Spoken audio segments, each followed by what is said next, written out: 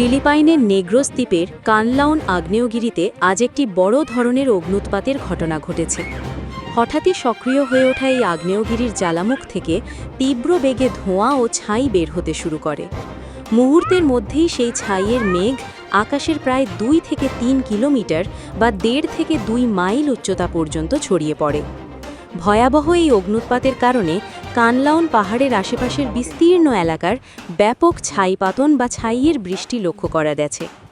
আকস্মিক এই প্রাকৃতিক